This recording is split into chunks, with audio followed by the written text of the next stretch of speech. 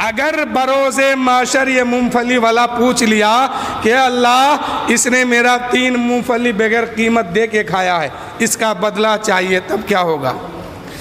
जिनके नाम पर बैठे हैं पता है इनके अब्बा, सेब का वाकया, एक सेब उन्होंने खाया था, फतवा कह रहा है कि खा सकता है, तकवा कह रहा कि क्यों खाया?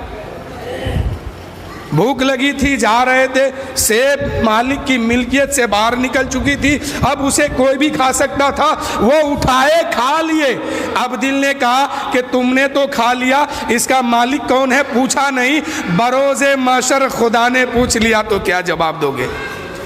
अब तकवा देखिए, फतवा कहता है खा सकता है, तकवा कहता है कि बरोज़े महशर खुदा के सामने क्या जवाब दोगे?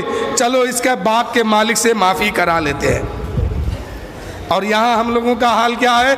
मूंगफली 100 ग्राम खा गए, उसके बाद उसकी कीमत पूछते हैं, एक खीरा खा गए, दूसरा हाथ में लिए हैं, अब उसकी दाम पूछते हैं, एक आम खा गए, अब 1 किलो का भाव पूछते हैं। तो मेरे दोस्तों, ये पहले जो खाया इसको मत खाइए चेक करने के नाम पर, और फिर छोड़ के चले जाते हैं, ये और बड़ा गुनाह है। इन कामों से बचिए। लेकिन होता क्या है, इतना मूंगफली खाने के बाद, इतना आम खाने के बाद, इतना खीरा खाने के बाद, इतना गन्ना चूसने के बाद उसकी कीमत बगैर दिए हुए खाया, और महफिल में आके कहता है गौस का दामन नहीं छोड़ेंगे, ख्वाजा का दामन नहीं छोड़ेंगे, मखदूम अशरफ का दामन नहीं छोड़ेंगे।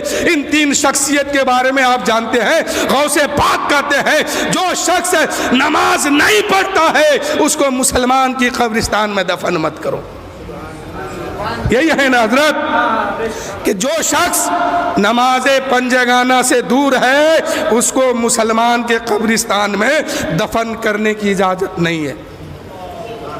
और आगे बड़ी आसानी से कहते हैं नहीं छोड़ेंगे। माशाअल्लाह आज की महफिल में जितने लोग हैं, मैं पूरी ईमानदारी से कह सकता हूँ कि सब के सब नमाजी है, इसमें कोई बेनमाजी नहीं है। अल्लाह का बेपनाह फजल है, पंजगाना नमाज हमेशा हमेशा पढ़ा कीजिए, ये कभी माफ़ नहीं है।